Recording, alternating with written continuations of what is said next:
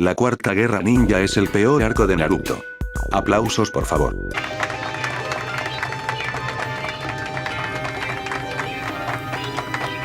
Está llena de incoherencias, momentos vergonzosos, guionazos descarados, personajes desperdiciados, y poderes regalados que ni la Teletón regalaba tanto como lo fue el poder del sabio de los 6 caminos, solo porque el zorro naranja y su enamorado eran las reencarnaciones de sus hijos, o transmigraciones, o como sea. Un festival de Inzanamis, de referencias a Jesucristo a lo Zack Snyder, de la normal de Kankuro presumiendo que es mejor marionetista que Sasori por ganarle a este sin marionetas, cuando no le llega ni a los marionetistas que hacen show en el centro de Lima, Meiji con menos 500 de IQ, olvidándose cómo hacer la rotación solo para forzar una relación que da lástima, y así podría seguir tirando bilis por horas, pero ya todos saben el desastre que fue este arco. Se podría decir que el punto más bajo fue cuando se reveló que Madara no sería el jefe final, sino que meterían a la coneja del espacio sideral Kaguya, ¿y cómo fue que ejecutó todo? Pues Zetsu Negro, la voluntad de Madara que él mismo creó y se lo deja bien claro, es en realidad la voluntad de Kaguya. Esto, damas y caballeros, se le conoce como un retcon.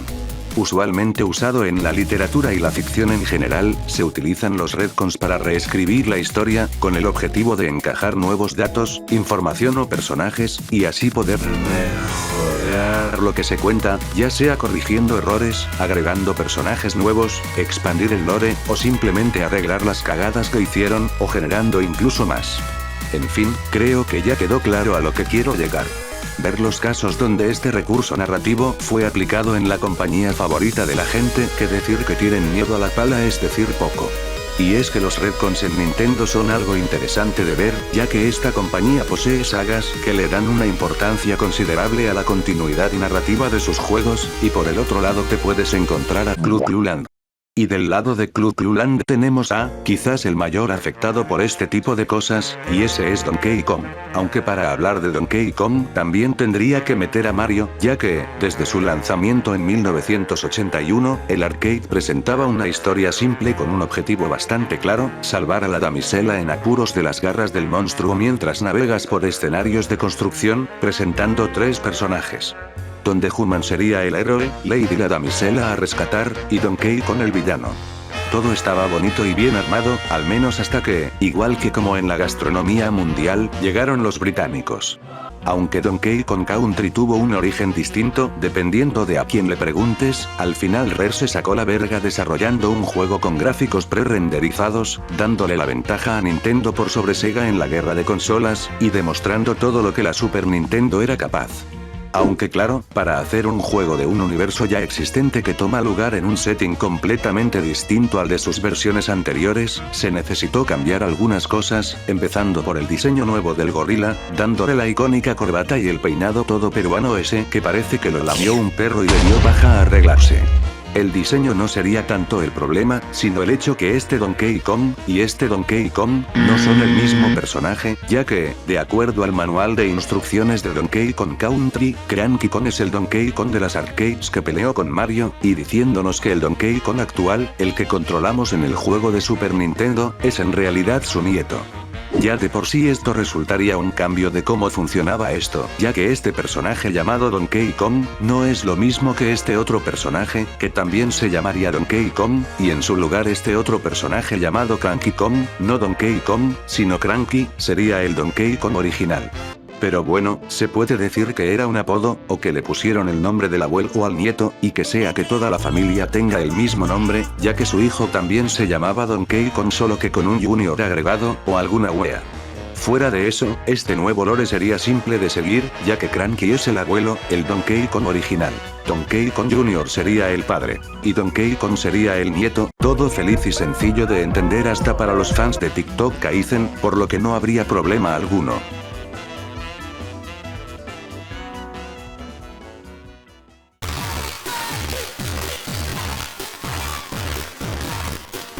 En Donkey Kong 64, por alguna razón, Cranky se volvió el padre de Donkey Kong, como se refiere en los manuales del juego, por lo que volvería a Donkey Kong Jr. el Donkey Kong actual, cambiando así, de nuevo, el árbol genealógico del simio.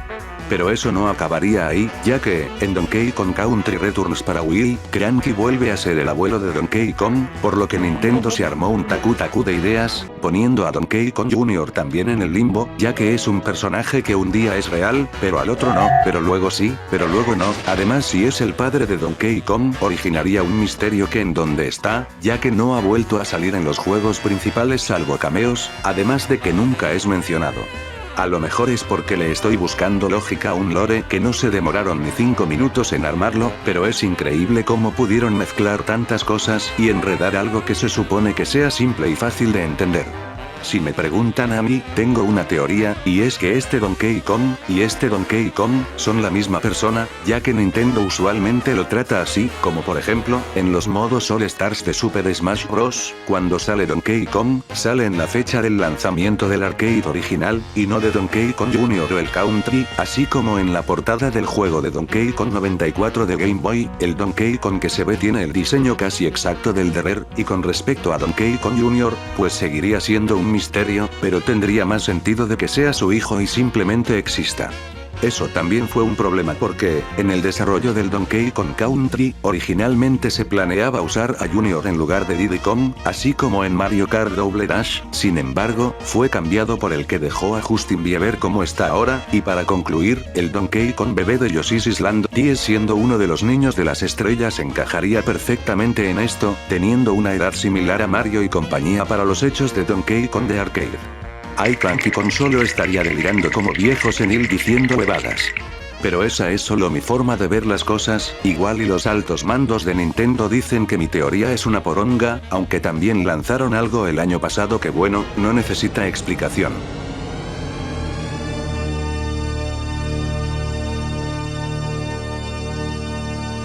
Ahí también metieron aliens. Parece que ya es una costumbre. Porque es un simple mono.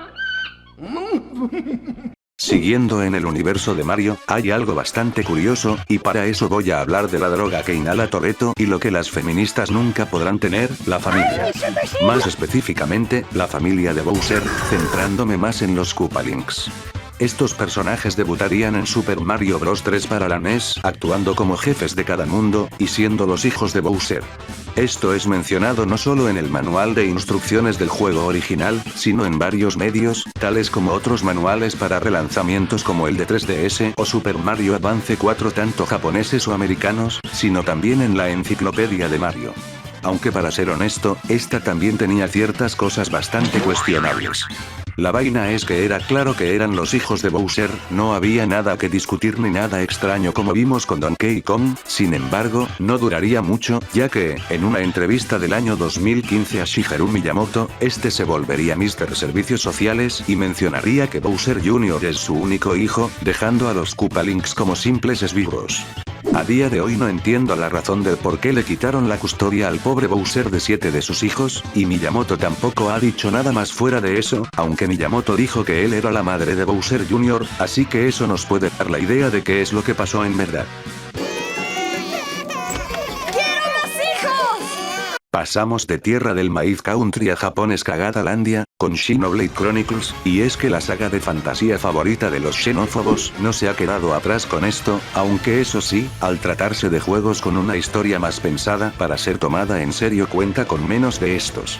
Sin embargo, sí hay algunos casos donde se cambian hechos que ya se habían establecido en juegos anteriores, debido a que los 3 juegos principales presentan una conexión y normalmente me da igual mencionar esto, pero voy a hablar con spoilers de los 3 juegos por si no quieren perderse a Rex preñando a 3 mujeres diferentes, menos a la mejor de todas. En el primer Xenoblade, se revela que el universo donde pasan los hechos principales y, por consiguiente, los titanes Baionis y Meconis, fue creado por culpa de un hombre llamado Klaus, que, en un momento que según se da a entender en el juego, fue de pura curiosidad, o de locura, ejecuta un experimento en la base espacial donde se encuentran, de esa manera recreando el universo, en el que se reencarnaría como el dios Zanza, mientras que a la chica que estaba a su lado en ese momento, y que trataba de hacerlo entrar en razón, Galea, le ocurriría lo mismo pero volviéndose Maynus, volviéndose ambos así las almas de sus respectivos titanes, siendo Zanza el de Baionis, y Maynus de Meconis. Todo estaría bien en el primer juego, y aunque quedaban preguntas y algunos cabos sueltos, no sería algo difícil de comprender. El problema empezaría en el segundo juego, muchos problemas empezaron en el segundo juego, algunos que queremos olvidar, pero además de darnos a por favor siéntate en mi cara Azami y nunca te levantes, pasando por... Come forward! Give it up! All it needs is a little reprogramming! Y finalmente Byte para furros, el segundo juego traería de vuelta a Klaus, eso a pesar de que se suponía que este ya había sido derrotado en el primer juego, teniendo como explicación que, al momento de recrear el universo original, la mitad de Klaus había quedado varada en el mismo universo, por lo que en sí no se recreó el universo original, sino que se había creado uno nuevo paralelo a ese, siendo ese el universo del primer Xenoblade, mientras que el universo donde se quedó su mitad se volvería al Rest, donde ocurren los acontecimientos de Xenoblade Chronicles 2. Su mitad se quedó atrapada y, con el poder que tenía, decidió darle una nueva vida al planeta y así naciendo los Blades y los Titanes tomando el nombre del arquitecto.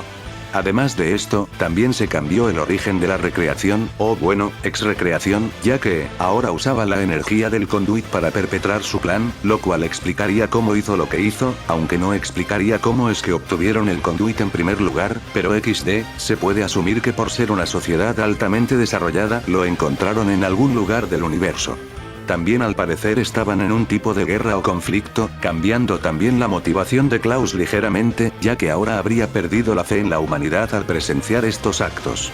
Añadiendo a esto, habría que mencionar del personaje de Alvis, el cual fue presentado como una especie de administrador del universo creado por Klaus originalmente, sin embargo, en Xenoblade Chronicles 3 Future Redeemed, ahora sería parte de la Trinity Professor, junto a Neuma y el novio de Jin, siendo como un tipo de mediador entre los dos, solo que no se mencionaría a Ontos hasta el DLC del tercer juego, aunque se vería también en el epílogo añadido en la edición definitiva. Ya luego renacería siendo otra persona llamada Alpa, pero también nacería otro ser llamado A, y todo lo que a este señor le gusta meter en sus juegos. Si hay una saga que rivaliza o supera al del jefe mono en cuanto a contradecir salvajemente a lo anterior, esa es Pokémon, teniendo de hecho varios ejemplos, así que tocaré algunos de estos, aunque primero es importante notar que, Pokémon al inicio fue concebido sin tener las reglas que tenemos ahora para la franquicia, por lo que cosas que ahora vemos como tabú en ese tiempo era bastante normal, como por ejemplo la conexión del mundo real y el mundo Pokémon. En la primera generación, no solo la región se llamaba Kanto como la región real de Japón, sino que habían menciones constantes a países o animales de la vida real, tales como la entrada de la Pokédex de Raichu que mencionan que pueden tumbar a un elefante indio, el entrenador de clase Beekeeper con un pájaro genérico en su antebrazo, el sargento Surge diciendo que es conocido como el rayo americano, Poliwrath en la Pokédex de Gold diciendo que es capaz de surcar el océano Pacífico, entre otras cosas que se encontraban cuando la franquicia todavía no tenía un rumbo claro en cuanto a su mundo se refiere. Pero bueno, no es algo que haya cambiado a su totalidad en la actualidad, ya que aún quedan remanentes del mundo donde Legion Hulk amenazó a 4chan y terminaron con todos sus admins doxeados, tales como estas moscas de aquí, que salen cuando se usa el movimiento Gang Shot, este ataque del Pokémon Beespicking, o incluso mencionando a los putos dinosaurios. Sin embargo, sí ha ido desapareciendo desde más o menos Unova o Kalos, donde el mundo Pokémon se ha vuelto su propia cosa más allá de depender del mundo real, por lo que la próxima vez que prepares un sándwich de hamburguesas en el Escarlata y Violeta recuerda lo que en verdad estás comiendo.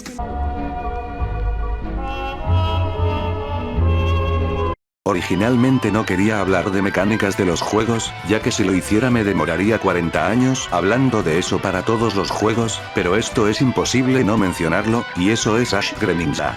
Esta forma de Greninja debutaría en el anime de Pokémon y sería distribuido en la demo de Sol y Luna por medio de su demo, para finalmente poder llegar a los juegos principales mediante Home. Esta ñonga se volvería un Pokémon bastante utilizado en la séptima generación de OU, de VGC no sé por qué no juego un Tigers, y también fue popular en el público casual, debido a que su forma original ya de por sí era muy querida, incluso apareciendo en Smash Ultimate, por lo que el futuro de esta forma se veía formidable.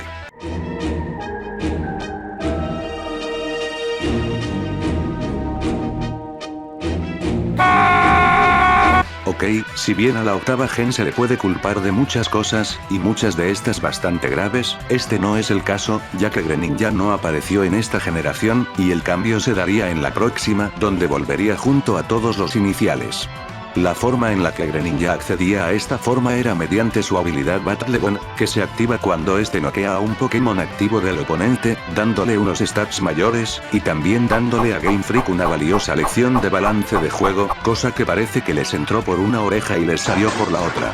Lo que no se sabría es que ocurriría un cambio pequeño, pero significante, siendo este que la habilidad Battle Bond ya no activaría la forma Ash de Greninja, pasando a ser solo un boosteo de su ataque especial y velocidad.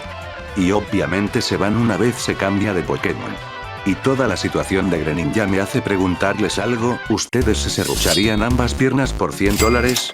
Pueden usar el dinero para comprar una foto profesional de 2 piernas para compensar, porque eso es lo que es este cambio con la habilidad de este Pokémon, incluso afectando hasta el anime que usualmente va a su propia cosa medio alejada de los juegos, y teniendo como única referencia esta pintura que se asemeja al Ash Greninja que ni es el Pokémon de por sí, como si fuera una desaparición de la Unión Soviética solo que para compensar ponen un moño del color favorito de la persona que nunca existió. Sí, y ese tal Greninja Ash está aquí con nosotros en esta habitación. Toma tus bus de stats o vete al diablo. Se puede asumir que todo esto fue debido a que estaban viendo a futuro, y vieron que en Legends Z iban a sacar mega evoluciones para los iniciales de Kalos, por lo que, para no hacer a una forma superior a la otra, o por la manera de cómo interactuarían ambas formas o alguna wea así, decidieron que quitarían la forma anterior. Ahora hablando del Duende María Kong, la saga de Zelda presenta varias inconsistencias. Por culpa de él. Y sí, mayormente es culpa de esta mafufada, causando varias contradicciones en la saga y en los juegos que, incluso Nintendo ha estado reacio a tenerla como guía, por lo que en Breath of the Wild para adelante ya no tomaría tan en cuenta a este para desarrollar su lore y world building, como por ejemplo teniendo a los Zoras y los ritos en el mismo juego cuando en Wind Waker se supone que estos últimos son descendientes de los primeros. Tampoco quiero demorarme más de lo que se demora sacar cita para E-Salud, por lo que haré un pequeño resumen de cómo funciona la línea de tiempo. Todo comienza con el juego favorito de los pacientes con Parkinson, Skyward Sword, donde nace la leyenda del héroe, y nos dan a entender que en distintos puntos del tiempo reencarnarían el héroe Link, la reencarnación de Hylia como Zelda, y el rey demonio Demise, que sería Ganon. Luego de eso ocurrirían los sucesos de los juegos de Minish Cap y Forest Wars, hasta llegar a Ocarina of Time, donde aplicarían la de Marvel cuando se quedan sin público y sin plata, y esa es sacar el multiverso. Y es que se crearían 3 líneas de tiempo distintas, dependiendo de qué ocurra en la batalla contra Ganondorf. Ya que, si Link muere, ocurrirían los hechos de los Zeldas clásicos empezando con A Link to the Past, Link's Awakening, los Oracles, y los 2 primeros Zeldas, con un Hyrule en ruinas y el héroe teniendo que salvarlo. Pero si Link mata a Ganondorf, también se dividiría en 2 lo que ocurriría, ya que si vuelve al pasado y advierte a la familia real sobre el rey demonio, suceden los acontecimientos de Majora's Mask, el de la demonio culona y... ¿Qué? Forest Wars Adventure. Ok, lo que sea que Nintendo haya querido dar a entender con esto.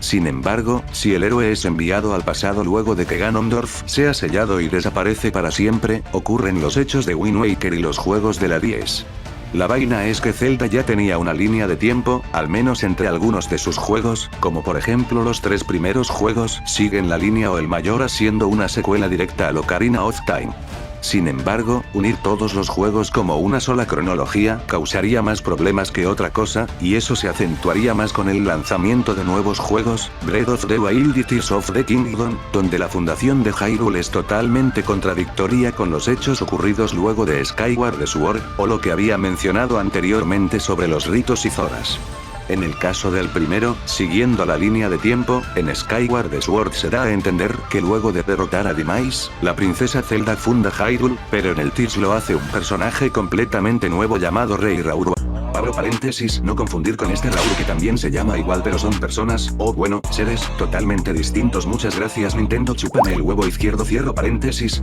O también el final de Ocarina of Time en la línea del héroe caído, donde contradicen el inicio de A Link to the Past, donde Ganondorf entra al reino sagrado para obtener la Trifuerza, pero el tipo ya tenía la Trifuerza, o eso se supone ya que derrotó a Link y Zelda, donde también tenemos que usar el coco para imaginar cómo se los quitó, o qué otros eventos pasaron o la guerra masiva que mencionan en el juego de Super Nintendo, y así podría continuar con un millón de cosas, y es entendible por qué les valió cagada la línea del tiempo para los juegos de Switch. Algo antes de terminar con Zelda, y es que esto no es tan hablado, pero en el primer juego, Link salva a la princesa Zelda y derrota a Ganon, pero en el segundo juego aparece la princesa Zelda durmiendo por un hechizo y ahora es deber de Link despertarla, pero esta Zelda no es la misma que esta otra Zelda, ya que el manual del juego hablan de que la Zelda del segundo juego proviene de muchos años atrás, cuando Hyrule todavía era una nación temprana, y que luego de acontecimientos con un hechicero la princesa entró en un sueño profundo, además de darnos un trasfondo del por qué todas las princesas Zeldas se llaman así, ya que el reptiliano opresor de su hermano lo decretó así, por lo que, supongo yo, Link estaría rescatando a la tía de la Zelda que salvamos de Ganon, y que luego...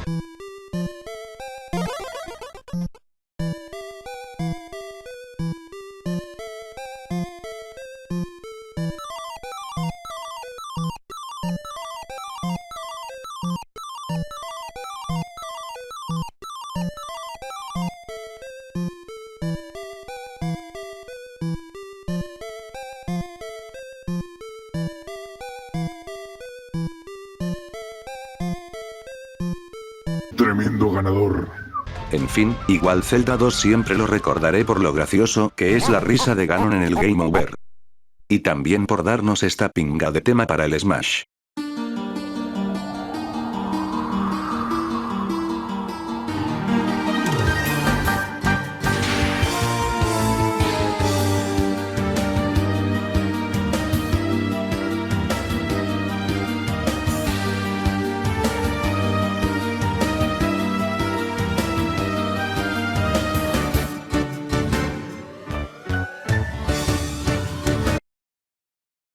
Ya para finalizar, quisiera hablar de Metroid, debido a que un juego en específico es el que origina las supuestas contradicciones, y ese es el Metroid Other M. Este ya de por sí polémico juego por su control extraño y su énfasis en las cinemáticas, tuvo la mala suerte de tomar tramas y personajes que en los juegos anteriores de la saga ya estaban establecidos, y cambiarlos de una manera que no sentaron bien a los fans. Empezando con lo obvio, la personalidad de Samus. Esto ya ha sido repetido hasta el hartazgo, y es que este juego está ubicado después de los eventos de Super Metroid, y para ese entonces la cazarrecompensas ya había lidiado con Craig, Motherbrain y Ridley 2 veces, además de que también pasaron los sucesos de Metroid 2 y tenido 3 aventuras de alto riesgo, por lo que se da a entender que para este punto Samus es una persona bastante capaz, solo que para Enoteren se cague de miedo al ver a Ridley, como si fuera la primera vez que lo ve. Esto puede tener algún tipo de explicación, como el PTSD o trastorno de estrés postraumático, causando un punto de quiebre donde no importa cuántas veces haya pasado por el trauma, en cualquier momento puede volver a pasar, en este caso por la muerte de los padres del personaje. Pero es solo eso, una teoría para tapar una contradicción gigante, además de que la actitud de Samus cuando se trata de obedecer a Master Adam Kun no ayudaba. As far as your other weapons go, we will continue to investigate and authorize use as we can. Understood, Adam. No objections, of course. Y es a este tipo quien Samus nombró como suya. Parece que Metroid predijo el futuro después de todo. Podría hablar de cómo nunca se mencionó el Phazon en los juegos en 2D, o algunas cosas más, pero no los veo tan graves la verdad. Fue a mano, y eso que no hablé de Fire Emblem para decir cómo chucha este Gil sobrevivió, o meterme más al mundo de Mario donde también habían cosas que cambiaron, igual y le saco una segunda parte hablando de otros retcons ocurridos, pero bueno yo lo dejaré por aquí, y eso ha sido todo, adiós. Bueno, yo mejor me voy, debo ayudar a mi papá con un trabajo. ¿Trabajo? ¿Trabajo? ¿Qué dice de trabajar, brother?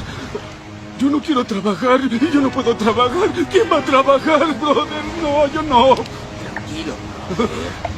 No pasa nada. Nadie va a trabajar, te lo prometo.